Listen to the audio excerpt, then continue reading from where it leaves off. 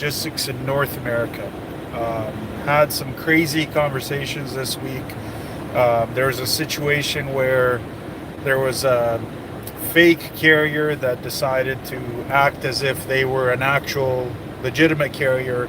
They took a load, and needless to say, they double brokered the load.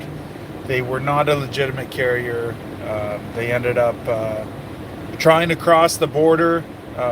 That is under their own authority, and it ended up being that they were out of service. So that could only mean one thing: you're going to get some difficulties trying to cross the border, especially through the different systems that are in place to try to prevent, you know, people or carriers that are not compliant with the system to try to cross the Canada-US border.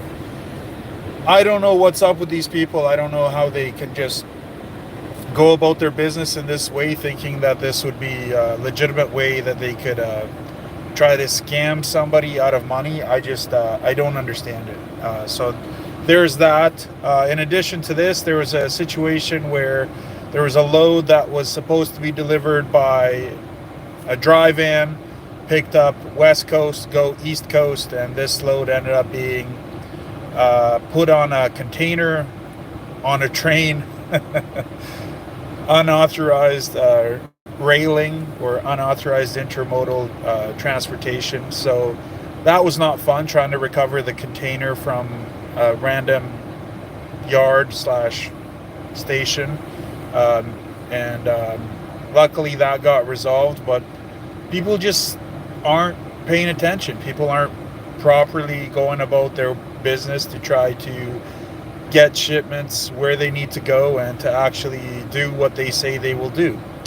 At the end of the day in business, you're supposed to look somebody in the eyes and tell them, yes, this is what I'm going to do for you. If I don't do it, there will be consequences. So I am going to do it because my business name, my brand, the longevity of my business depends on this. Okay, so it's a difficult situation when that happens. It's hard for the broker. It's hard for the actual trucker that's trying to get the job done. Typically, I find that the truckers are more or less the last people that find out about these situations, and so they get put, between a rock and a hard place, as they say. So it's a difficult situation to be in. In addition to this, obviously, you guys have heard about the layoffs that UPS has put onto Coyote Logistics, with about 12,000 people getting laid off. In addition to this, they are looking to sell the Coyote division.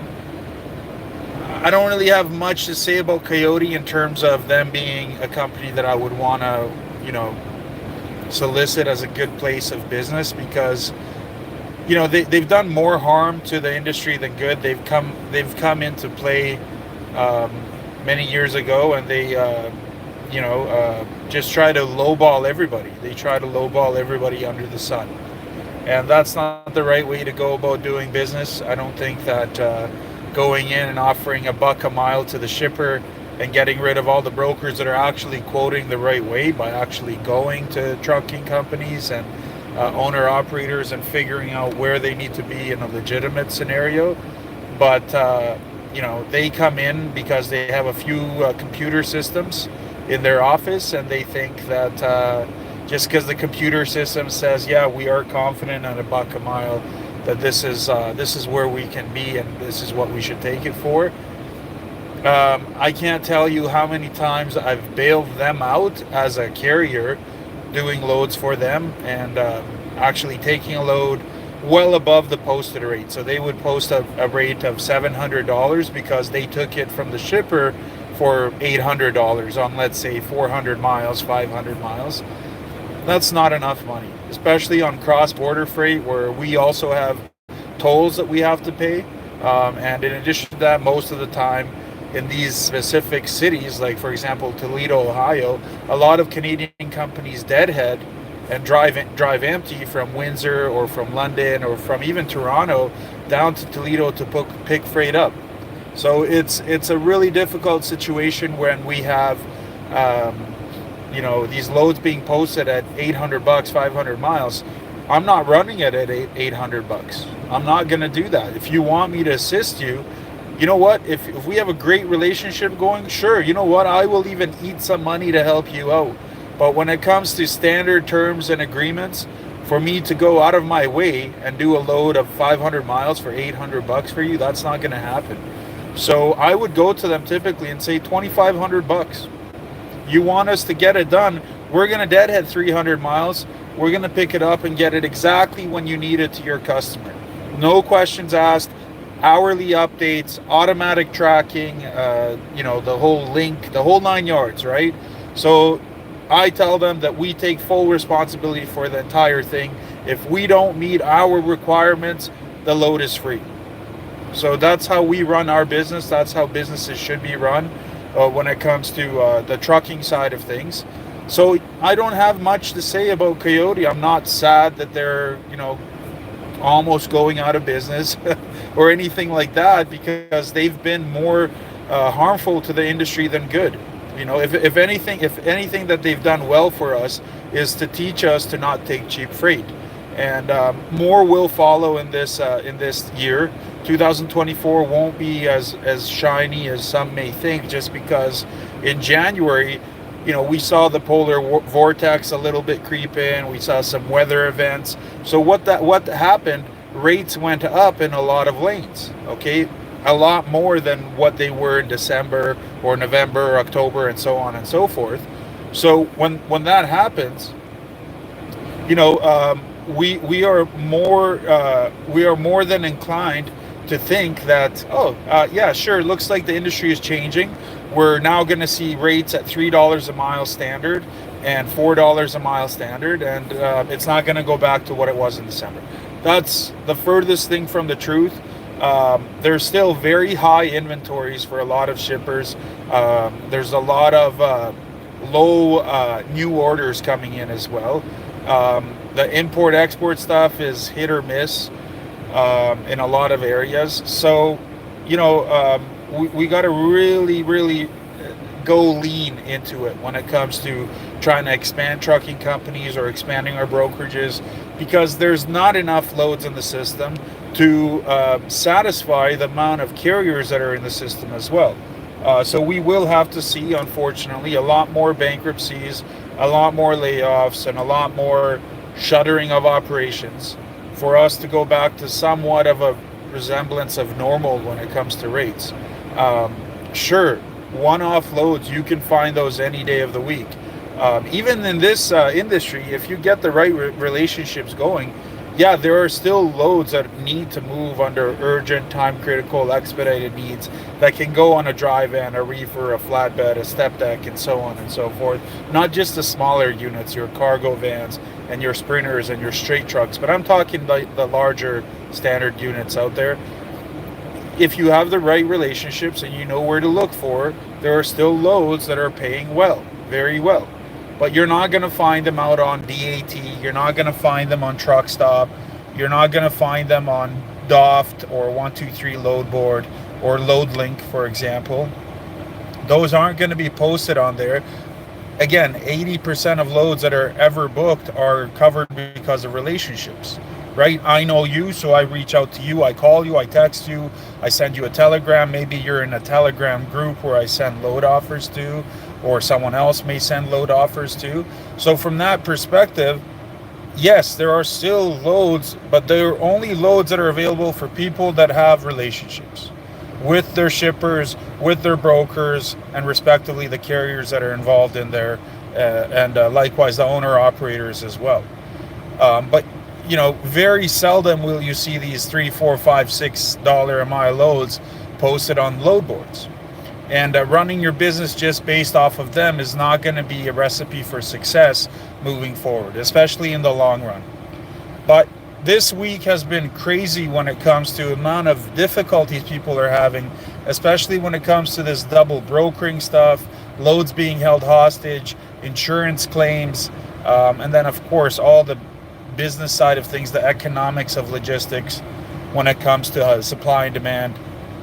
And seeing these carriers, declaring bankruptcy, like the one that just happened today, the Georgia-based trucking company.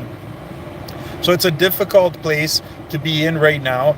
Guys, please don't give up. Okay, the whole, just don't give up. Yes, it's difficult right now. Keep on talking, keep on sharing what your company does, keep on promoting your company and the way you guys do business. Get yourself on social media, get yourself on different groups available on LinkedIn as well, and converse with shippers. Even if you guys don't get in right away with a shipper for freight, or right away with a broker that has quality, good paying, fair paying loads, even if you don't get in right away, keeping those channels of communication open will be the difference between you thriving once this thing flips, and this industry flips, and the rates flip to favor carriers as a whole. You will be in a good position. But if you guys are silent now, don't promote yourself, don't market yourself, don't brand yourself, and don't strive for customer service excellence. Don't strive for honesty, integrity, and ethics. You guys will be left behind. So please, for the love of humanity, try to get on the good side of the equation. Start building those relationships now. It's a great time to learn. It's a great time to elevate yourself. Educate yourself on different types of logistics you can do for the type of equipment that you own. Or if you do have potentially some additional funds and you'd like to invest in different types of equipment, researching what is available in your area, what kind of shipments you can be doing, will separate you from the pack. Okay? It will separate you from the pack of standard or the pack of normal. If you don't go about it this way, it'll be very difficult for you to spring back to profit and spring back to potentially scaling your business to the next level if you don't take this route. Okay, but it's been a crazy week trying to navigate through the problems. For me personally, just speaking with the trucking companies and the freight brokers, listening to their voices and hearing that frustration. Why can't someone just do the right thing? Why can't a trucking company just pick up a load and take it from point A to B and do the right thing? Why can't a broker do exactly what he or she said they would do? Why can't they just do the right thing? So it has been a tremendously difficult week from that perspective. But hopefully, as we go about it, we will get better and better. We will get more and more good news as we move forward, but unfortunately we're still high on the amount of trucks available. We're still high on low volume freight, very cheap paying stuff out there. And it's not just TQL, and it's not just CH Robinson or Coyote Logistics, or NTG, for example. Across the board, a lot of brokers are lowballing it, and that's not the right approach. It has to be a collaborative effort if we want to get out of this sooner rather than later. If one side is only cheering and rooting for one side of the equation, that's not gonna get us anywhere. We're not gonna be able to properly, educate our shippers as well on lanes. Okay, you can't expect shippers to pay well if you're not educating them as to what you guys need to run a lane and service it properly. We can all take lanes for $1 a mile and 80 cents a mile, but we won't be able to service it from a quality perspective. We'll be giving loads back to shippers. We'll be giving back loads to brokers, especially high volume stuff. If we're given high volume and we didn't quote that stuff properly, we're just going to end up ruining that relationship, right? And then when you and I as brokers, or you as a direct carrier, goes into a shipper and says, hey, Mr. Shipper, I want to do loads for you. I want to get into your system and try to actually provide you with the right customer service, quality service, all this stuff. They're going to say, wait, hold on a sec.